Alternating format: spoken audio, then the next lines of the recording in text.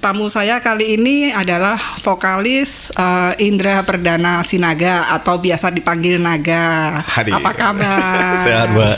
Apa kabar Mentan? Baik. Kita reschedule ya? Hah? Harusnya udah bulan lalu ya? Harusnya bulan lalu, saya batuk-batuk. Dijauhi ya? Terus takut menulari. Langsung dijauhi. Zaman sekarang kan sakit batuk sedikit, bersin sedikit, udah orang di sekitar kita parno semua kan. Meskipun hanya batuk flu, ya saya juga takut nanti kalau Naga ketemu saya, kan. takut ketularan. Ya sudahlah, kita tunggu sampai batuknya sembuh dulu. Baru diisolasi kita sama anak ketemu. ya? Iya. Diisolasi sama anak sendiri. Iya, ini Naga kan baru punya putri ya bulan September kemarin. September kemarin, Mbak. Bener. Setelah 8 tahun. Setelah 8 tahun penantian. Setelah 8 tahun menikah, wah bahagia banget dong itu. Kalau ada kata di atas bahagia untuk mendeskripsikan perasaannya, kayaknya itu deh Mbak rasanya. Oh iya, selamat ya. Sehat-sehat kan semua rasanya sekarang? Sehat-sehat alhamdulillah. Rasanya tuh pengen lihat anak terus gitu. Pulang yuk. Jadi udah nih salah dia ngambil topiknya. Langsung opening, bikin ingat soalnya, langsung ingat anak soalnya. Iya tuh ceritain itu, jadi papa baru tuh gimana sehari-hari, apa ikut gantiin popoknya juga enggak kalau malam-malam ikut bangun? Awal-awal itu karena aku juga over excited gitu. Kan udah nunggu 8 tahun terus dikasih anak perempuan.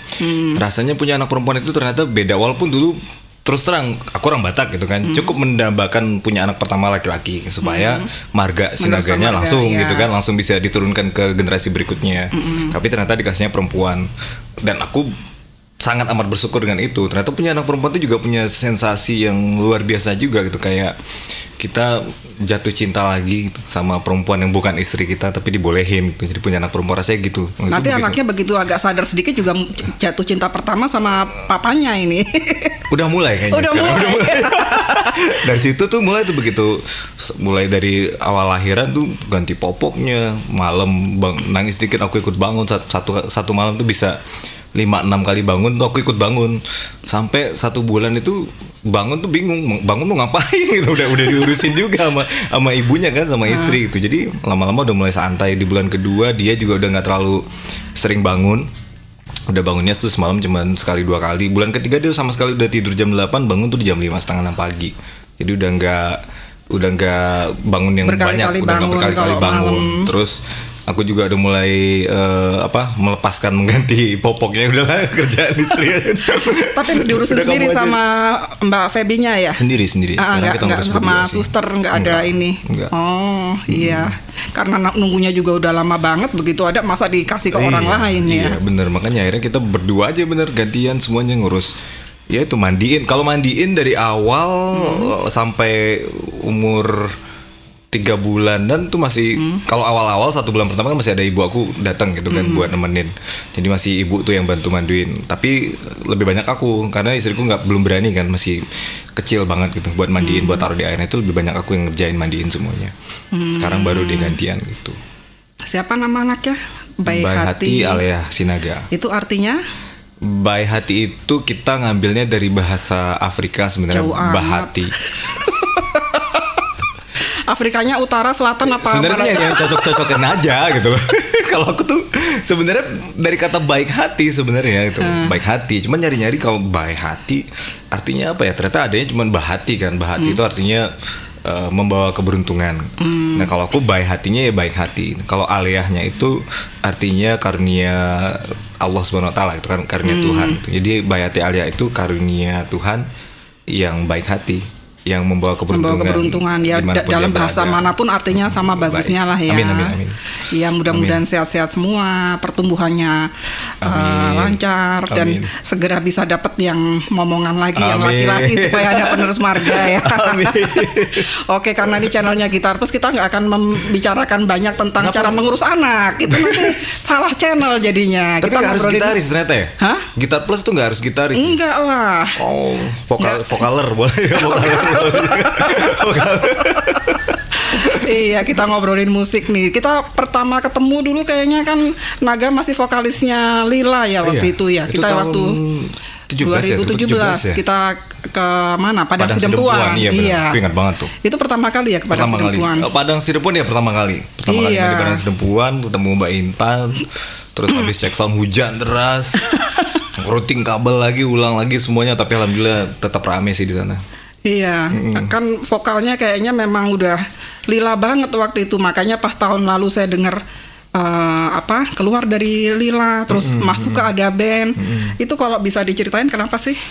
Kalau nggak salah dari 2019 udah jadi edisionalnya Ada Band ya? Udah sih, sebenarnya sepanjang tahun 2019 itu pertama kali manggung tuh kita tanggal 18 April 2019. Jadi waktu itu dihubungi sama salah satu tim produksinya Ada Band yang pernah jadi tim produksinya Lila juga sebenarnya. Jadi namanya Toar. Toar itu dulu bantuin Dharma, keyboardisnya Lila. Begitu dia udah nggak di Lila, dia gabung dengan Ada Band, dia jadi teknisi vokalnya Doni. Nah, Doni keluar 2017. Nah, 2019 ada sepanjang 2017 sampai 2019 itu Ada Band kan featuring dengan teman-teman penyanyi yang lain. Nah, tiba-tiba di satu momen di April 2019 itu ternyata vokalis yang biasa featuring dengan mereka nggak bisa. Terus si Toar ini ngubungin aku gitu, bisa nggak bantuin Ada Band?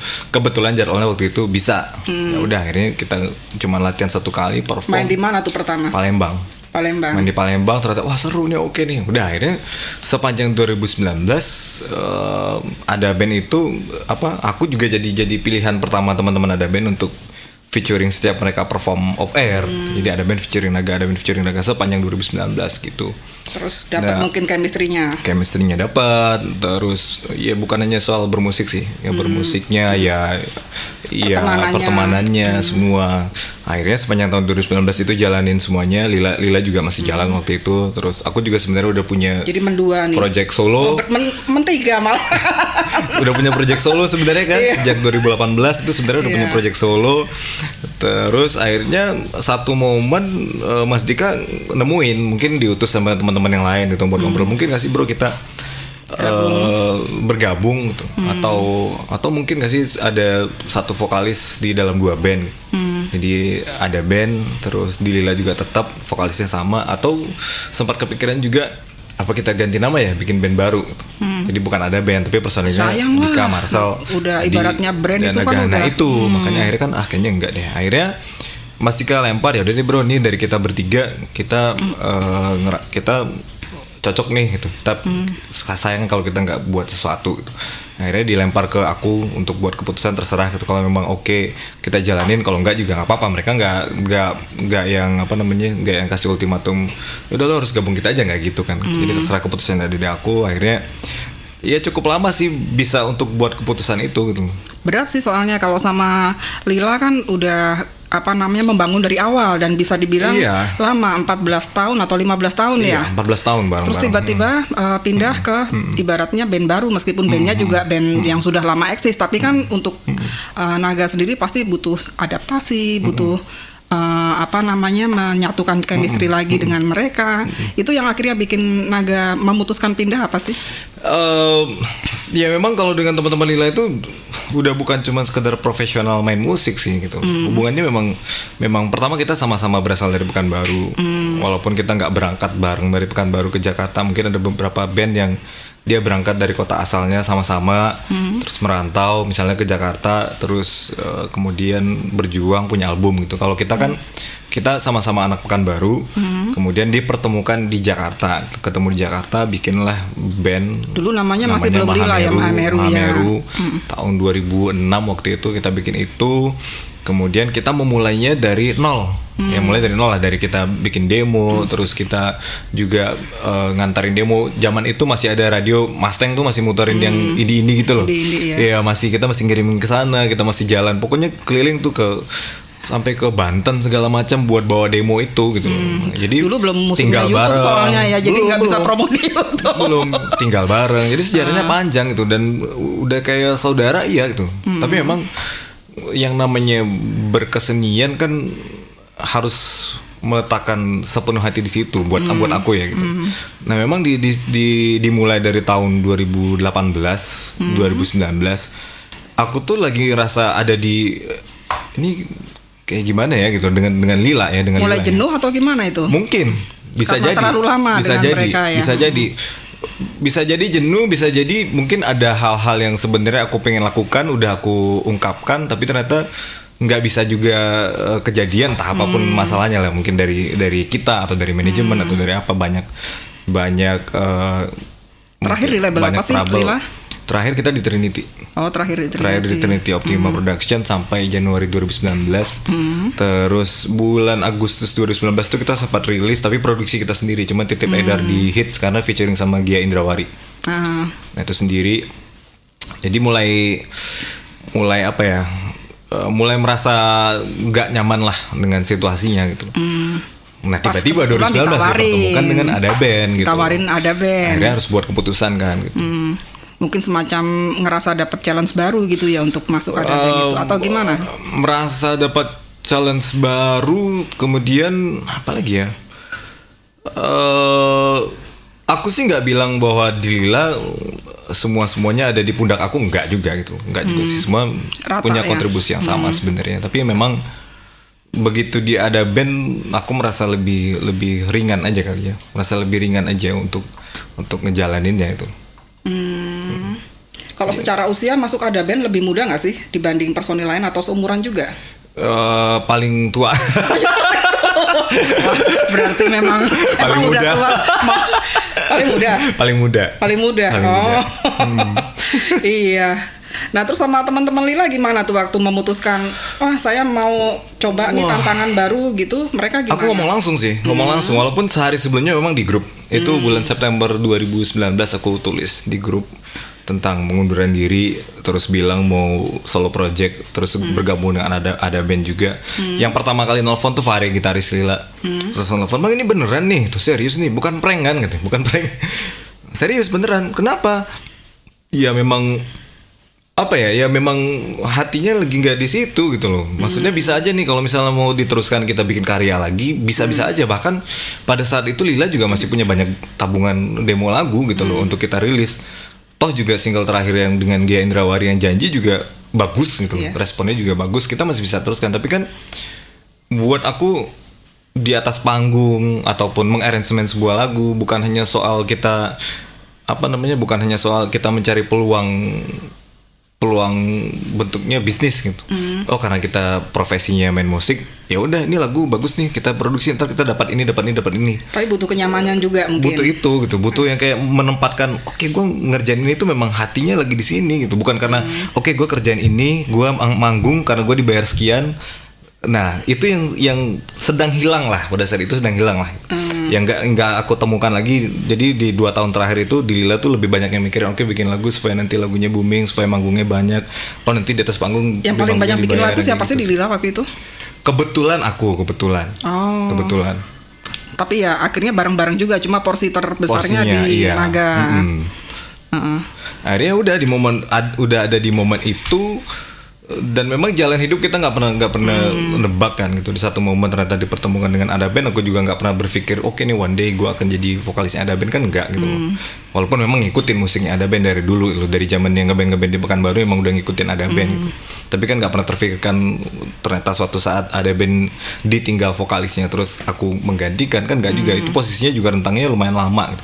3 tahun sejak mereka ditinggal vokalisnya, mereka udah audisi kemana-mana, ternyata nggak menemukan juga gitu. Ternyata memang jodohnya di situ. Jodohnya sama gitu. Naga, iya. Nah terus tapi sampai saat ini dengan teman-teman Lila hubungan baik-baik aja. Baik banget. Tadi malam masih WhatsAppan sama Dharma, dia lagi ngerjain lagu. Ada teman dia lagi bikin project buat solo gitu, terus Dharma nge-WhatsApp ngirim lagu. Dia manggilnya Kak, gimana nih, dengerin dong, gue ngerjain lagu ini nih, gimana menurut lo, ada yang kurang nggak, ada yang ini? Oh ya Kang, coba ini bagian ini gini-gini, masih sharing. Iya, tapi untungnya mereka juga cepet banget ya, langsung dapet vokalis baru ya. Bagus banget malah. Iya, maksudnya nggak pakai kayak Ada Band itu kan 3 tahun baru dapat vokalis baru. Mereka kayaknya Naga keluar terus nggak lama mereka udah dapat vokalis baru gitu. Jadi masih bisa tetap jalan lagi. Masih bisa ya. Iya. Masih orang kita bikin. Jadi kita dari dulu tuh kepingin banget punya record label sendiri, pengen punya publishing sendiri. Nggak kesampaian sampai aku keluar baru bikin bareng-bareng. Dan aku ada di situ sama. Ada di Magic Number 7 namanya. Magic Number 7 itu akhirnya yang lebih banyak menjalankan Dharma, keyboardisnya Lila, dia direkturnya. Jadi masih tektokan gitu, produksi apa-apa masih ngobrol, walaupun kita nggak sedang tidak mengerjakan musik bareng-bareng gitu. Iya, untuk tapi Lila. secara pertemanan masih jalan lah ya. Karena ya memang sejarahnya panjang sih ya, udah 14 tahun temenan dari zaman masih belum tahu apa-apa semuanya. Iya, itu udah kayak ini sih Mbak, aku dengan teman-teman Lila tuh udah kayak kalaupun ada berantem apa udah kayak love and hate. Tapi kayaknya ada itu satu gitu orang yang takut banget terbang, siapa sih waktu itu? Gitaris sampai sekarang, apalagi habis kejadian ada pesawat jatuh tuh nggak mau dia. Masa kalau mau pergi sampai nggak dikasih tahu manggungnya di kota apa? Serius. Jadi itu pernah kita main di Timika. Kita main di Timika kan lumayan jauh kan, Papua. Terus kita berangkat kalau flight ke timur itu kan seringnya jam 2:30 pagi subuh gitu. Jam 12 malam dia masih jawab di grup. Kita jam 1 malam harus sudah jam 12:30 malam harus sudah di bandara ya. Dia masih jawab tuh, oke, aman. Begitu kita boarding dia nggak ada, ngilang. Lah terus gimana tuh kita? Kru yang main. Makanya abis itu nggak dikasih tahu dia kalau mau pergi kemana, udah pokoknya naik pesawat. Aduh, kita tahu sama manajer kita, sama Kace tuh. Kadang-kadang dia nipu. Kace suka nipu tuh kalau misalnya terbangnya, kalau misalnya mainnya agak jauhan, misalnya di Makassar, dia bilangnya di Surabaya supaya deketan. Begitu turun heran, lo kok Surabaya jadi begini? Ajaib sih. Kita terbang dari Surabaya ke Jakarta, udah di bandara, dia udah di bandara, si Fare nih, gitarisnya Lila. Kita udah di bandara semuanya, tiba-tiba hujan, pas mau terbang ngilang. Terus ngapain dia? Pulang naik kereta. Kemudian pulang naik kereta sendiri. Kok nggak digaplok aja biar pingsan dah di atas pesawat, sejam kan nyampe. Maunya gitu Mbak. Tapi kita yang duduk di sebelah dia tuh nggak ada yang tahan gitu. Jadi kita malah yang begitu udah begitu udah check in tuh kita lihat nomor ini loh, nomor seat gitu. Kalau udah sebelah Fahri langsung lempar-lemparan gue. Nggak boleh tidur soalnya kalau di sebelah dia. Bangun. Kan males ya. Sementara aku tuh pengen udahlah tidur gitu. Tiba-tiba landing tuh, bang janganlah tidur bang. Wah, banyak cerita juga kalian ya udah dengan itu. Makanya maksudnya mungkin orang melihatnya, wah Naga gila nih 14 tahun bareng. Kemarin baru baca komentar di YouTube, lu Naga 14 tahun bareng, gila ninggalin. Enggak banget. Ya mungkin di satu sisi iya gitu loh. Iya, tapi kan hidup adalah pilihan hidup dong. Adalah pilihan, kita boleh memilih gitu. Mau kita, jadi seperti apa. Benar. Ya udah. Maksudnya ya itu yang terbaik buat aku, terbaik buat teman-temanku juga, atau juga kita tetap komunikasi terbaik. Kadang pilihan aja, kita tidak gitu. Menyenangkan orang lain, ya memang kita nggak bisa menyenangkan semua orang. Kan. Gitu. Oke, sekarang ke Ada Band. Ini baru ngeluarin single ya? Baru ngeluarin single. Apa namanya? Tak lagi cinta. Itu berarti single perdana setelah Naga jadi gabung di Ada Band. Ya, single perdana dengan bisa formasi yang ceritain ini kan tadinya udah 14 tahun dengan band lama, tiba-tiba masuk band baru, bukan band baru, menjadi personil baru di band yang sudah lama ada. Itu tantangannya gimana tuh bikin? Itu lebih challenging lagi sih Mbak. Tapi karena paling muda mungkin yang lainnya lebih ngemong kali ya. Ayo Dek, sabar. Enggak juga sih sebenarnya. Aduh.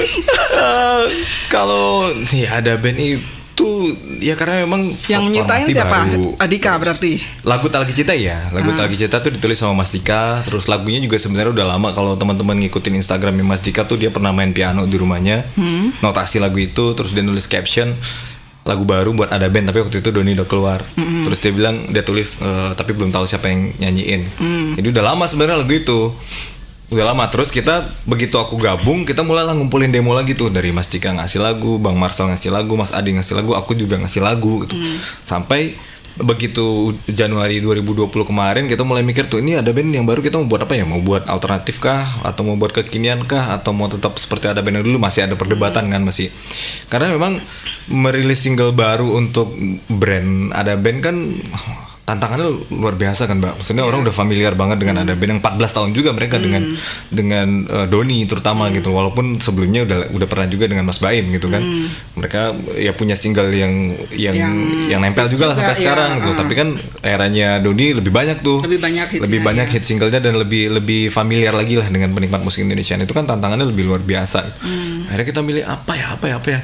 Sampai akhirnya pandemi. Nah pandemi itu juga yang membuat kita break mikir tuh.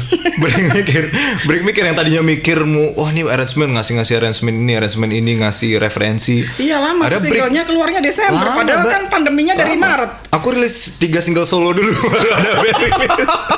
Mikirnya lama karena emang bukan disengaja lama. Emang pada saat itu kita mikir mau bikin apa nih, mau modern kah, mau kekinian kah, mau balik seperti ada band yang biasanya kah, mau apa, itu yang mikir dari intens mikir semua di grup sampai diam pandemi udah diam aja deh, diam dulu sampai Desember. Desember tanggal 1 Desember Mas Dika ngubungin, itu juga lagi mencar semua. Mas Dika lagi di Surabaya, Bang Marcel di Jakarta, Mas Adi lagi di Solo, lagi ada project juga dia. Aku lagi di Natuna. Lah ngapain ke Natuna? Mau diving tadinya rencananya, mau jalan-jalan. Kirain manggung, saya udah mau iri loh. Kalau situ ada manggung saya iri. Udah tiba-tiba ditelepon, ayo kita rekaman ya, mau bikin single perdana, rilisnya tanggal 26 Desember. Ah serius Mas, lagunya yang mana?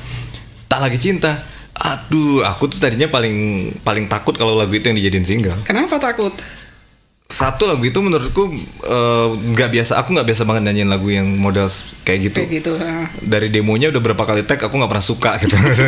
jujur nggak pernah suka. Maksudnya lagunya bagus gitu, lagunya bagus. Tapi aku belum ngerasa nyaman pas bikin demo tuh udah berapa kali tag di rumah Bang Marsal. Berapa kali, 2 apa 3 kali tag gitu, dan nggak pernah dapet enak lagunya gitu loh, enak nyanyiinnya gitu, lagunya enak. Terus Mas Dika akhirnya udah deh ini aja. Sampai akhirnya Mas Adi juga ngasih masukan, kayaknya kalau kita bikin lagu ini seperti ada band yang biasanya, jangan deh. Walaupun sebenarnya lagu itu melodinya ada band ya, ada band yang mungkin kalau orang nggak, oh iya nih ada band nih gitu, ada band.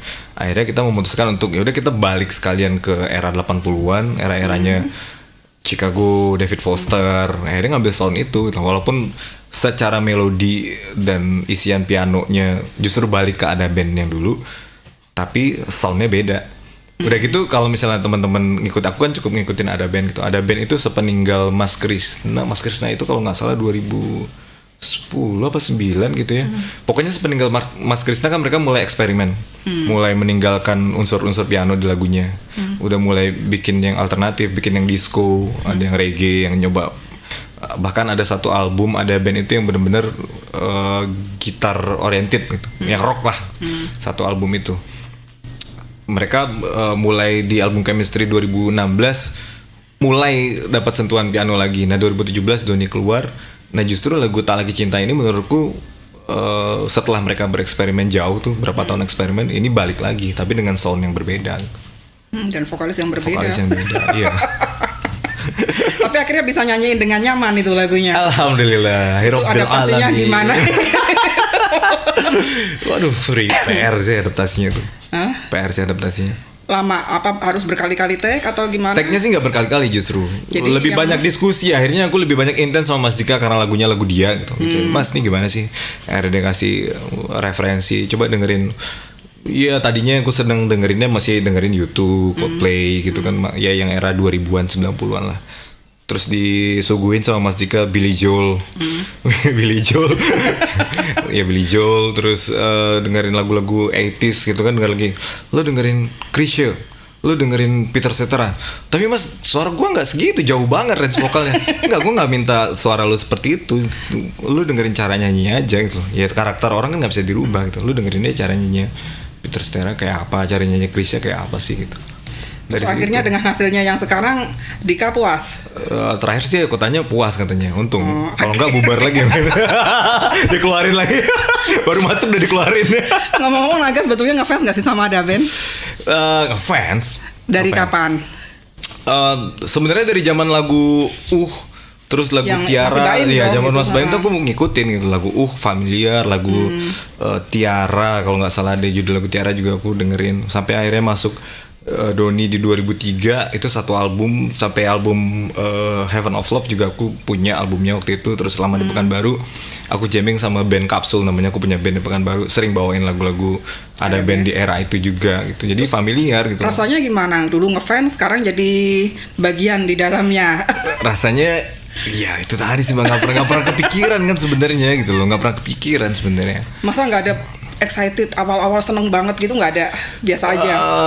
Seneng banget bisa nyanyi lagunya diiringin langsung sama Mas Dika, Mas Marsal, Mas Adi gitu, iyalah pastilah, pasti. Tapi maksudnya awal-awal masih wah gila nih seru banget nih ngeband bareng idola gitu kan, ngefans sama mereka gitu. Tapi one day ya memang nggak bisa dipungkiri beban itu ada juga kan gitu loh, menggantikan vokalis yang udah ikonik gitu. Iya. Dan begitu masuk langsung pandemi, jadi belum ngalamin manggung. Manggungnya yang waktu baru, masih edisionalnya itu yang 2019 itu kita sempat manggung featuringan. Nah ternyata manggung sebagai featuringan dengan manggung sebagai vokalisnya beban mentalnya beda. Mas Dika, perasaan gue pas kita featuringan enak ya mas. Kok pas gue jadi vokalis ada band gue langsung berat banget aja. Enggak, waktu jadi vokalis ada band udah pernah manggung belum? Udah berapa kali ya? 14 Februari main 4 kali lah. 4 kali. Terus tapi sambutan penonton bagus sejauh ini. Mainnya di mana aja sih waktu itu? Waktu itu yang pertama di SCBD. SCBD Jakarta. SCBD Jakarta, terus di kafe di Jakarta juga, kafe di Semarang, sama terakhir itu main di yang Unpad itu? Unpad tuh masih featuring. Oh, masih ada band featuring aja. Terakhir itu kita main di Garut tanggal 8 Maret 2020. Seminggu kemudian langsung udah nggak boleh lagi ya kan. Gitu. Nah, sejak pandemi ini masih suka ngumpul nggak sih kalian? Atau cuman ngobrol di grup aja gitu nggak? Terakhir kita ngerjain lagu Tak Lagi Cinta itu nggak ketemu. Jadi cuman itu di grup aja? Di grup aja, main telepon-teleponan. Terus begitu tag baru ketemu? Ya. Begitu tagnya juga gak ketemu. Loh gitu sendiri-sendiri? Ketemu di Jakarta aku ketemu. Jadi aku yang jadi inilah, jadi penghubung yang menemukan Mas Dika, Mas Marsal, terus Mas Adi untuk ngerjain lagu Tak Lagi Cinta ya. Ketemu tuh aku sendiri yang tektokan jadi tag drum di Jakarta, tag gitar di Jakarta. Terus aku juga ke studio di Jakarta pas Mas Adi tag drum sama tag gitar. Tapi aku berangkat ke Surabaya buat tag vokal sama Mas Dika. Jadi kan ketemu kan. Jadi kita gak pernah ketemu berempat gitu. Gak pernah ketemu berempat di studio ngeransemen lagu itu bareng-bareng dari nol, gak ada. Jadi selama pandemi gak pernah, kan band lain tuh ada yang konser online, ada yang apa gitu, gak ada dong kalian? Ada sekali, tapi cuman yang berempat sih gak ada sih. Cuman yang aku ke Bang Marsal gitar sama vokal doang ada sih streaming waktu itu. Terus kita ketemu berempat pertama kali itu pas syuting musik video, pas syuting klip Tak Lagi Cinta di Surabaya. Baru ketemu berempat itu. Berarti Mas Adi sama kalau aku udah ketemu pas tag vokal kan. Jadi pas tanggal 5 Desember itu tag drum sama tag gitar. Tanggal 7 aku berangkat ke Surabaya buat tag vokal. Ketemu dong sama Mas Dika. Setelah gak ketemu dari bulan Maret tuh. Baru ketemu Mas Dika. Terus kita syuting video klip Tak Lagi Cinta itu tanggal 23 Desember. Lama banget 23 Desember ya, itu kita bertiga berangkat ke Surabaya. Itu yang si Bang Marsal sama Mas Adi ketemu Mas Dika tuh kayak teman udah lama ketemu. Apa kabar? Apa kabar? Tadi kasih ya, terpisah lama ya. Baru kita ketemu pas syuting musik video. Oh gitu. Nah terus selama pandemi kegiatannya apa? Kalau saya perhatiin di Instagram kayaknya hobi olahraga boxing tuh ya? Iya itu mengisi kesibukan. Enggak lah, itu udah di zaman dulu kayaknya memang hobi ya. Memang enggak hobi atau suka sih. Pembentukan badan atau biar apa gitu? Aku suka boxing itu sebenarnya maksudnya tadinya bukan olahraganya, seneng nontonnya gitu. Dari zaman masih kecil itu ayahku tuh seneng banget tinju gitu. Mike Tyson lah, Indonesia. Untuk gak jadi petinju. Kalau jadi petinju gak ada KO. Udah kan.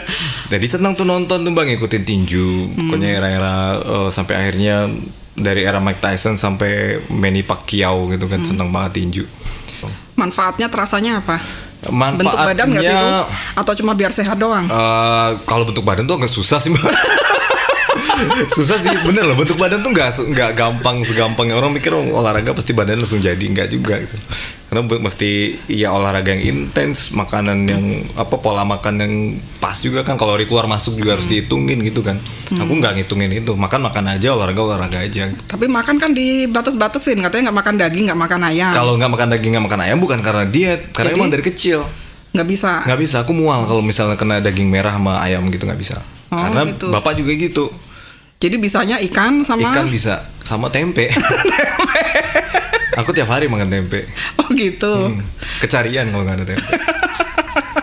Kirain vegetarian karena wah jaga kesehatan banget nih, bentuk badan nih, makanya sempat nyobain jadi vegan gitu. Bener-bener yang makannya cuman dari nabati.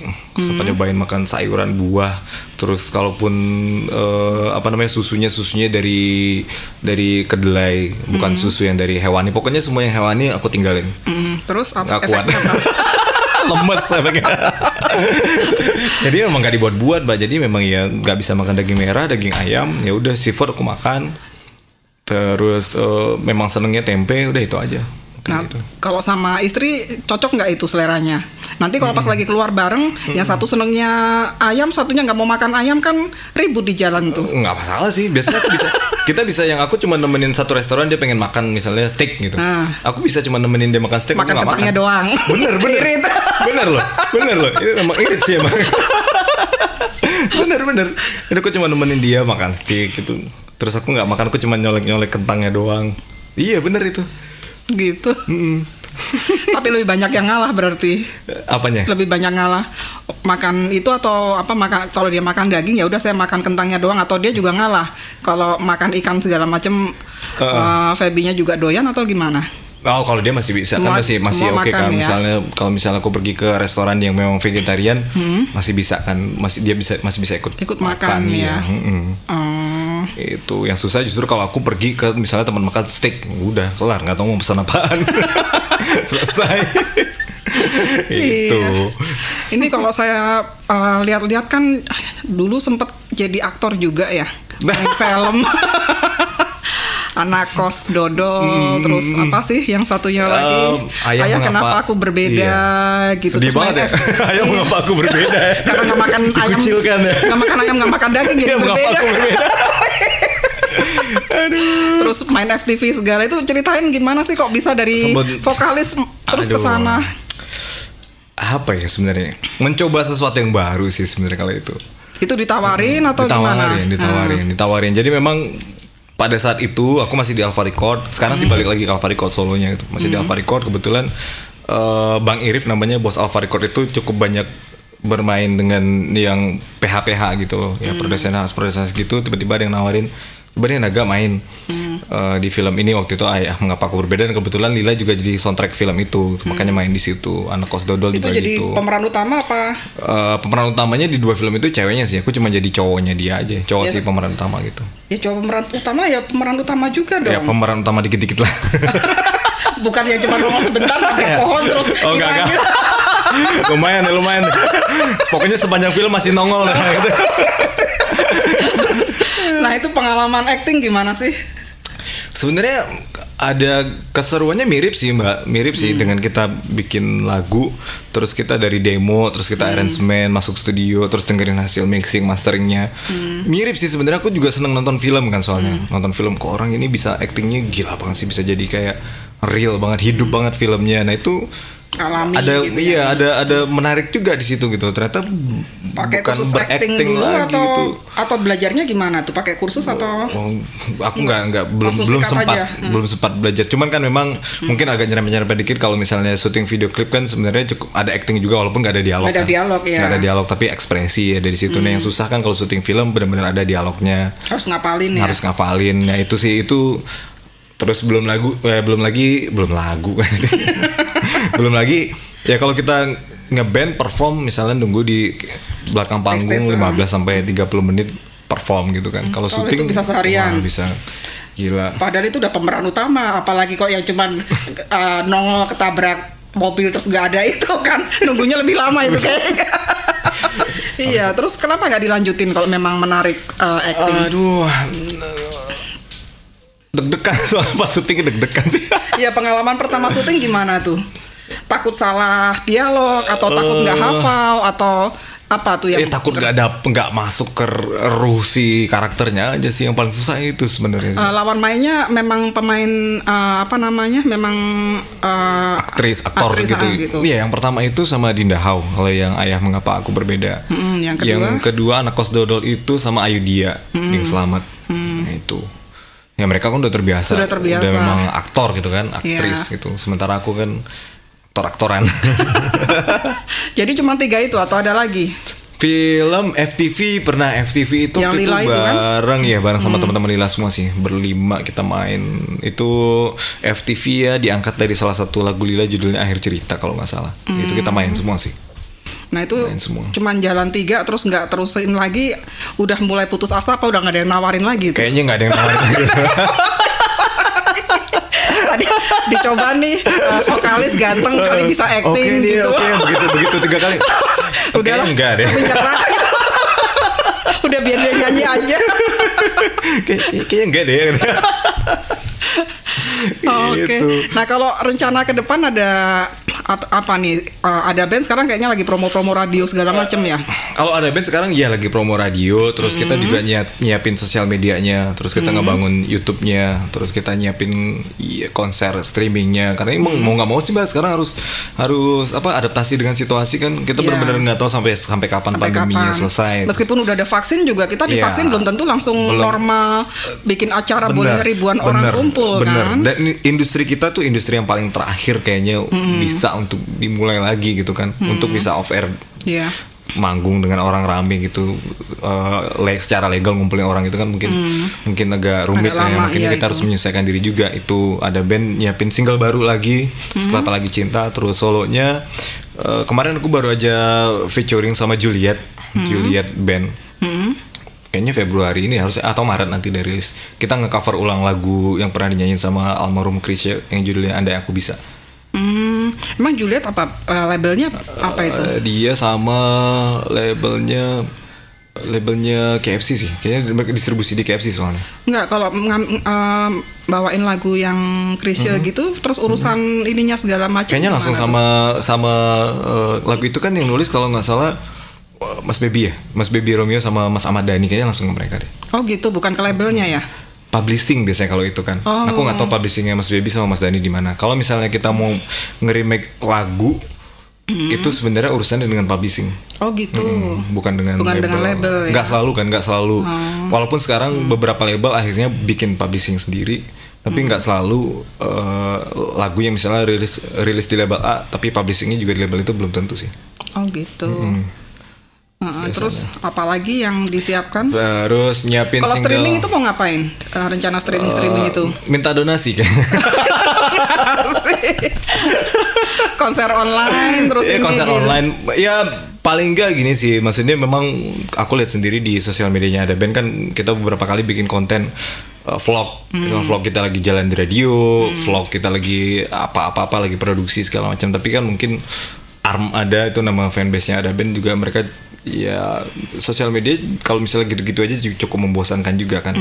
Akhirnya ya udah kita coba untuk live perform dari studio, minimal ya bisa mengobati kerinduan armadanya dengan perform live-nya ada band gitu. Ya, kalau memang nanti ke depannya kita nggak tahu gitu industri pertunjukan akan seperti apa. Walaupun kemarin udah dicoba juga showcase streaming kan. Sebenarnya lagi kayak trial and error sih sebenarnya sampai sekarang, sampai formula yang pas tuh seperti apa gitu. Tapi ya sebetulnya ada hikmahnya juga ya, karena nggak ada panggung-panggung, lebih banyak waktu di rumah, lebih banyak waktu buat keluarga kan. Kebetulan lagi punya bayi juga, jadi iya sih, Mbak. Punya waktu lebih banyak kan dengan keluarga. Punya waktu lebih banyak, bener banget.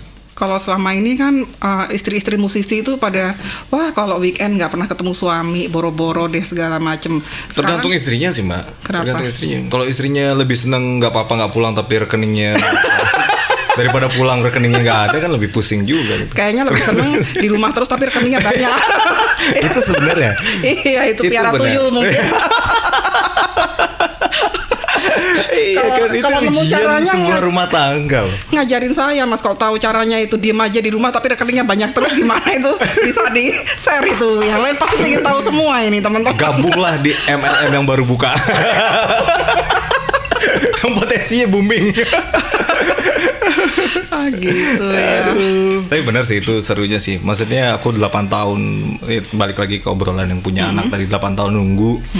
Terus belum dikasih sampai akhirnya dikasihnya setelah ternyata pas lagi pandemi gitu. Ternyata emang bener sih aku bisa nikmatin momen demi momen dengan anakku gitu. Karena itu nggak terulang. Itu benar-benar nggak terulang. Jadi saya sampai anak saya SMA itu masih nganter sekolah. suami saya tadinya nanya ngapain kita antar sekolah dia, mumpung anaknya masih mau. Nanti kalau misalnya anaknya udah nggak mau, kita punya banyak waktu, kita punya ini segala macam, kita udah nggak bisa ngulang momen itu. Iya, jadi itu luar biasa. Itu bayi itu kan baru umur 5 bulan. Iya. Jadi kalau kita misalnya jalan ke rumah keluarga gitu, terus dia lagi cranky gitu, lagi nangis terus. Yang bisa diamin cuma papanya gitu. Mamanya nggak bisa. Mamanya nggak bisa. Dia bener-bener begitu diangkat sama papanya, dia langsung diam gitu kayak gila tuh. Tapi nanti tiba-tiba ada satu momen kali ya, begitu dia udah ABG males gitu dekat sama papanya gitu. Pasti kan. Kalau 5 bulan belum sadar dong kalau papanya pergi, dia nyariin gitu, udah sadar belum? Kayaknya belum sih. Belum. Atau papanya pulang dia langsung kelihatan seneng gitu. Oh, belum? Udah bisa ini nunjukin ekspresi ya. Udah. Sama papanya digendong dia langsung kelihatan ceria gitu. Wah, lagi seneng-senengnya dong kalau kayak gitu. Bayangin kalau itu terjadi pada saat jadwal panggungan kan, rame di rumah cuma tahu-tahu Rama nggak ketemu, anaknya udah masuk TK. Iya sih, itu yang tak tergantikan. Iya, yang tak tergantikan di situ. Ceritain ini dong, bikin lagu. Itu butuh waktu berapa lama sih dulu kan mulainya masih umur berapa tuh waktu awal-awal bikin lagu? Aku bikin lagu pertama kali itu masih SMA waktu itu. Katanya SMA jadi SPB. Tamat SMA. Aku pernah jadi SPB, Sales Promotion Boy. Bukan SPG ya. SPG ya kerjanya hampir mirip sih sebenarnya itu, nawarin rokok, jadi, nawarin event rokok. Duluan mana jadi SPB apa bikin lagu? Berbarengan. Karena aku begitu tamat SMA, terus tadinya tuh aku cita-citanya memang cuma pengen jadi polisi gitu, karena bapak polisi gitu. Terus nggak kepikiran mau kuliah. Tapi hobinya boxing, ini banget random banget. hidupku tuh random, Mbak. Hidup aku tuh bener-bener random gitu. Hidup aku tuh random, tapi diperjuangkan gitu. Random tapi diperjuangkan. Bener-bener random gitu. Aku pengen jadi polisi. Satu-satunya yang aku planning kan pada saat SMA adalah memang mau masuk polisi. Aku ikut ekskulnya Paskibra, ekskulnya yang Paksus gitu lah, yang baris berbaris segala macam, mempersiapkan latihan-latihannya untuk tinggi masuk polisi, tinggi cukup, berat cukup semuanya. Cuman gigi bolong-bolong. Gigi bolong-bolong. Bolong udah nggak selamat. Akhirnya ikut tes di tahun itu, ternyata belum nggak lulus. Terus aku juga pada saat SMA kelas 3 itu nggak memikirkan, aku nggak ikut apa waktu itu UMPTN ya nggak ikut itu, nggak daftar kuliah, nggak apa-apa. Pokoknya aku mau masuk polisi deh taman SMA gitu. Ternyata nggak lulus. Terus sementara teman-temanku udah pada berangkat ke Jogja ya. Di zaman itu anak Pekanbaru banyak kuliahnya di Jogja, di Bandung, di Jakarta gitu. Teman mainku banyak di Bandung. Itu kampus-kampus udah pada tutup pendaftaran waktu itu. Aku inget yang masih buka tinggal 2 kalau nggak salah, Unpas sama Unisba. Terus yaudah aku ikut tes nih dua-duanya. Di Unisba aku tes teknik pertambangan, di Unpas ekonomi waktu itu. Lulus dua-duanya. Emang SMA-nya IPA apa IPA? Kok yang satunya pertambangan, satunya ekonomi, jauh amat? Iya waktu itu kan nggak ada, namanya juga random hidupnya. Hidupnya random karena itu udah berubah total kan otomatis. Sebagai anak muda, anak ABG baru lulus SMA yang cita-cita jadi polisi terus ternyata nggak keterima, tidak terima, cukup terpukul pada saat itu. Asik. Patah hati lah ya.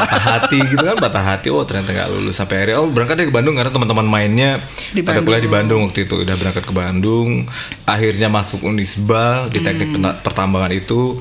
Mulai kenal, sebenarnya waktu SMA tuh udah kenal dengan ngeband sih, tapi maksudnya aku nggak belum serius banget lah ya, cuma nemenin teman main ke studio, teman ikut festival, aku ikut nemenin gitu kan. Begitu di Bandung, karena lagi di Bandung lebih banyak lagi anak bandnya kan, kenal dengan teman-teman di kampus ngeband, tapi pun belum bikin band, masih jamming. Itu ke Bandung tahun berapa ya? 2001.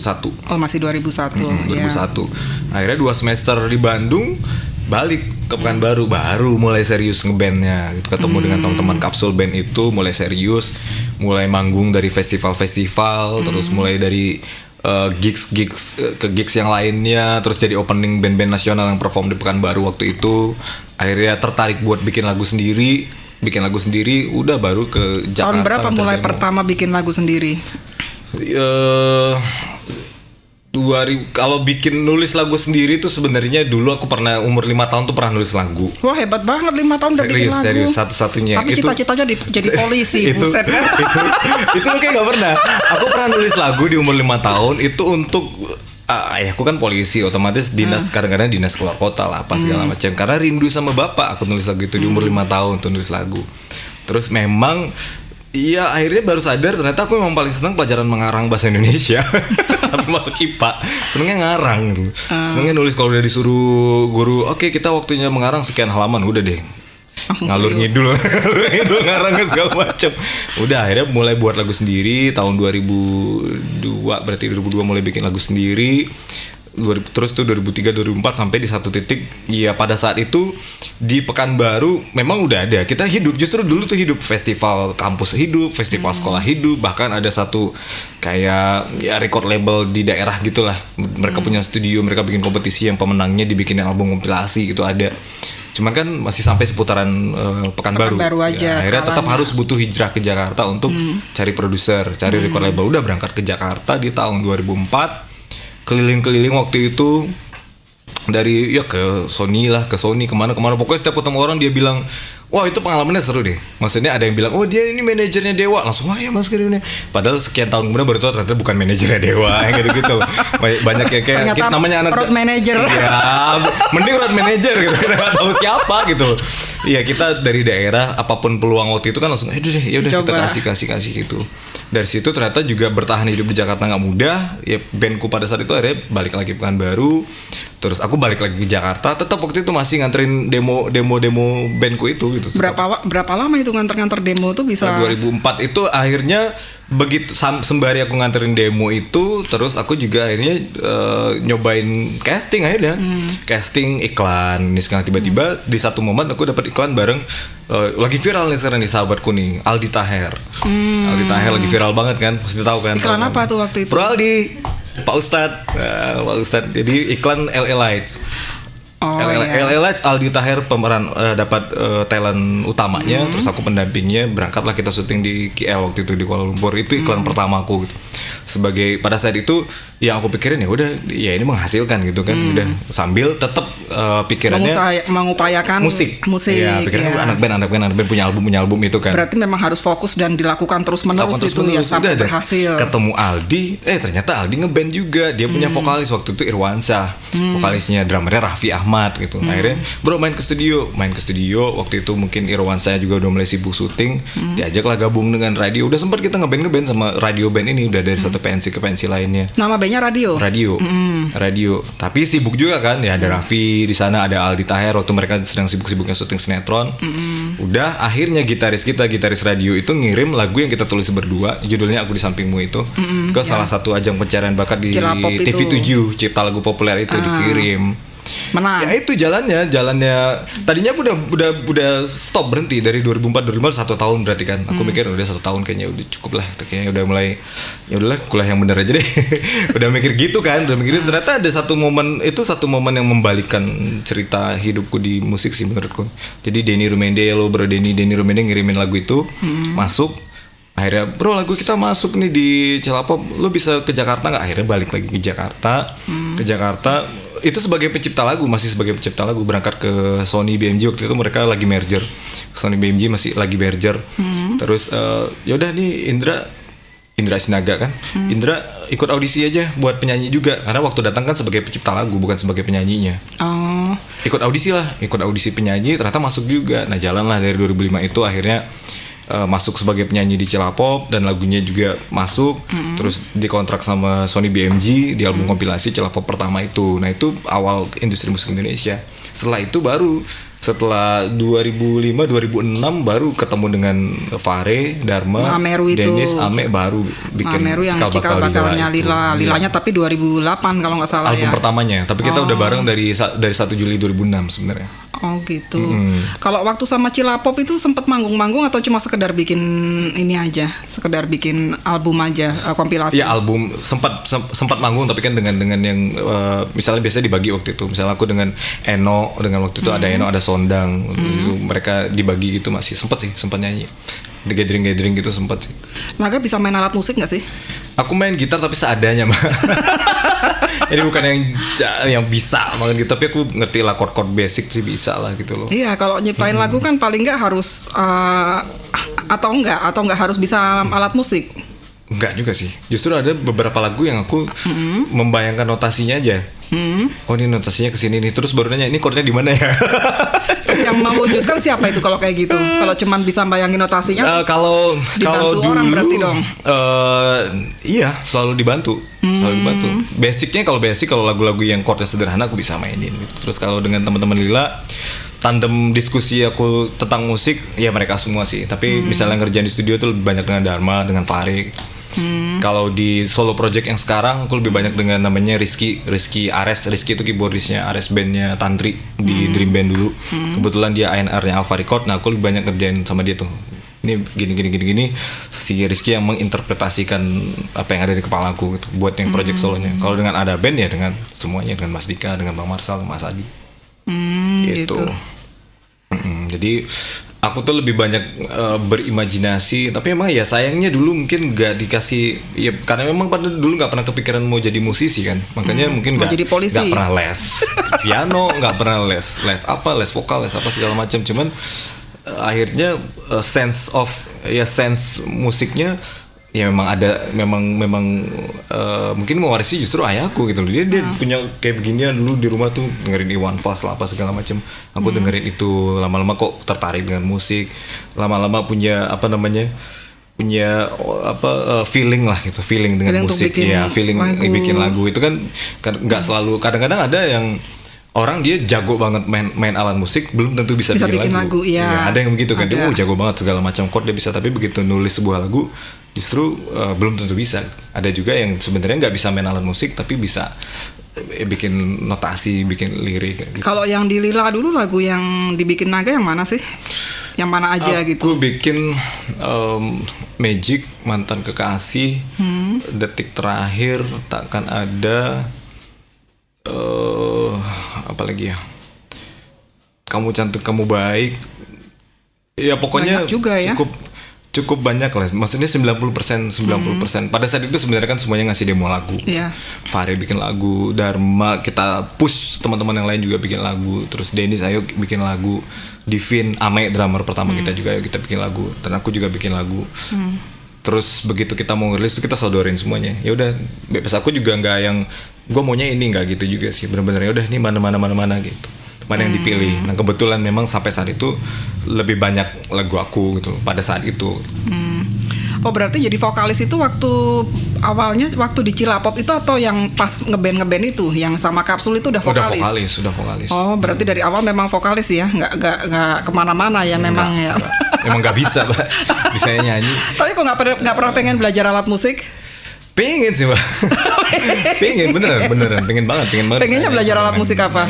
Piano gitu ya, main gitar gitu, pengen. Cuman emang sedangkan bernyanyi aja aku kan otodidak gitu. Maksudnya ya aku mengenal ya nggak fales lah. Masih sekedar awal-awal aku ngeband yang jelas aku nggak fales. Aku nggak mikirin placing suaranya di mana, gimana sound yang dihasilkan gimana, nggak kepikiran itu. Even sampai album pertama Lila rilis, aku masih bernyanyi, yang penting aku nggak fales, nggak mikirin. Pada saat itu di kepala aku belum ada pikiran, oh nyanyi itu harus pakai diafragma, harus pakai ini, itu nggak ada gitu loh, nggak ada. Memang bener-bener pada saat di Pekanbaru itu ada namanya Bang Imam itu musisi di Pekanbaru lah, dia udah ngeband lebih lama segala macem. Cuman dari ngobrol-ngobrol di kampus gitu, terus dia bilang, kayaknya suaranya si Indra nih bagus nih suaranya, coba deh jamming. Pada saat itu bawain Creep, bawain Lifehouse The Calling yang gitu-gitu, tapi aku bernyanyi seadanya, nggak fals gitu loh, seadanya dengan soul yang aku punya aja gitu, nggak kepikiran macam-macam.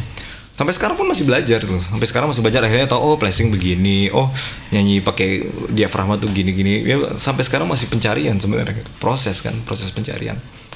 Iya. Yang tidak habis-habisnya. Tapi kalau secara jam terbang udah banyak sekali dong ya. Masih udah belajar tahun sih, masih belajar sih.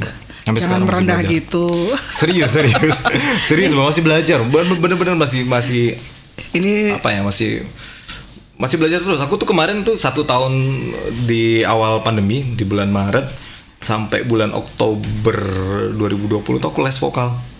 Baru sekarang les vokalnya? Iya. Sempat belajar, maksudnya sempat pas di awal-awal les sempat belajar sama Mas Dodi, sama Mas Dodi Katamsi, sempat belajar di Cilapop, punya kesempatan belajar sama Mbak Uci Nurul gitu kan. Terus waktu di Trinity sempat sekali 2 kali coaching sama Mas Indra Aziz gitu kan.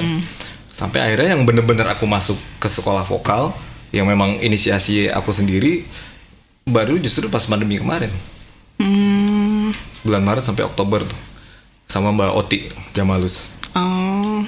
Terus ngerasa ada perubahan sekarang setelah les vokal? Sebenarnya ada plus selama minus. Ini prakteknya terus sekarang tiba-tiba belajar ada teorinya plus minusnya gitu ya? Balik lagi ke orang yang kita itu kan kayak apa ya, kayak tools kita jadi tahu maksudnya untuk misalnya main gitar menggunakan ini skillnya butuh apa, nyanyinya butuh diafragma, butuh ini butuh itu.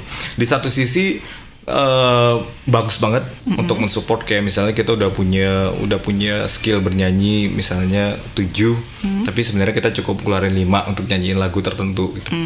Tapi di momen lain justru apa ya, sempat membuat aku yang kayak malah jadi mikir gitu. malah jadi mikir sebenarnya kan enggak itu. Sebenarnya mungkin itu hanya masalah belum terbiasa aja sih. Begitu memang benar-benar begitu tahu ilmunya gitu jadi wah ini harusnya begini nih, harusnya begini nih. Sebenarnya nggak boleh gitu kan. Sebenarnya nggak boleh gitu. Bernyanyi itu kan sebenarnya soal soul, soal menyampaikan lirik. Makanya kadang-kadang ya nggak semua teori bernyanyi itu ternyata juga bisa menyampaikan pesan dari sebuah lagu, belum tentu gitu loh. Rasa itu nggak selalu dengan teknik yang luar fantastis baru bisa nyampe. Kadang-kadang yang biasa aja justru malah bisa nyampe gitu, tergantung kebutuhannya gitu. Instagramnya, sosial medianya ada band dan Naga sendiri apa barangkali biar bisa di follow. Apa sih Mbak sapaannya Mbak? Gitar Plus ini ada nggak? Sapaan khusus belum ya? Kita bikin Gitar Plus. Tadi katanya punya TikTok segala kan? TikToknya apa biar di follow sama teman-teman? Aduh, Instagramku tuh @ipsinaga. Terus ada band official Instagramnya, Twitternya Indra_Sinaga, Facebooknya Indra Perdana Sinaga. Terus aku juga punya YouTube channel namanya Nagatube. Nagatube di situ juga ada, ya itulah sebenarnya lebih banyak vlog aja sih. Sama bikin beginian juga podcast. Kayaknya podcast kemarin kenapa nggak diterusin itu? Sebenarnya itu obrolan kita tadi ya. Konsisten tuh susah loh. Bener konsisten tuh susah sih sebenarnya. Tapi ya kadang-kadang gini, aku tuh tadinya awalnya ini termasuk obrolan TikTok, termasuk obrolan podcast segala macam. Aku mikirnya ya Naga kan nyanyi gitu loh, bikin lagu gitu loh, brandingnya itu kan gitu. Tapi terakhir kan aku lihat semua orang berpodcast. Ya kalau kayak Mbak Intan kan memang di Gitar Plus punya background itu gitu, punya diskusi soal Gitar Plus gitu, soal musik. Nah aku berpikir nih kalau semua orang jadi host, ini tamunya siapa gitu. Semua orang jadi host semua gitu. Pada pasarnya tenang aja. Jadi host semua gitu loh. Sempat mikir, ini vokalis ini jadi host, ini vokalis ini bikin podcast. Aku tuh sempat yang itu sebenarnya akhirnya yang jorokin, udah lu bikin podcast tuh sebenarnya Alpha Record. Tadi aku nggak mau gitu loh, kayak udahlah, maksudnya udahlah jadi tamu aja lah gitu, semuanya jadi host, tamunya siapa gitu, semuanya host semua. Akhirnya bikin juga. Kalau TikToknya apa tadi? TikToknya TikTok Naga. Udah gak banyak isinya. Ada isinya. Kalau gitu di follow buat apa dong? Ya itu buat iseng aja ntar. Paling buat ini lagi di mana itu doang sih. Kirain mau joget-joget gitu di TikToknya. Masih les dulu lah. Nih les kita sebelum kita tutup pembicaraan, bisa nggak nyanyiin sedikit aja lagu ininya? Ada band yang baru biar teman-teman pada tahu. Ya. Akapela. Bila cinta itu buta, ini terjadi kepada diriku. Semua terasa indah sampai kau mengatakan tak lagi. Ada hati ku ingin akan selalu bisa mencintai dirimu sampai akhir nafasku, dan kini akhirnya kau tinggalkan, ku menangis sendiri. Mampukah aku bertahan?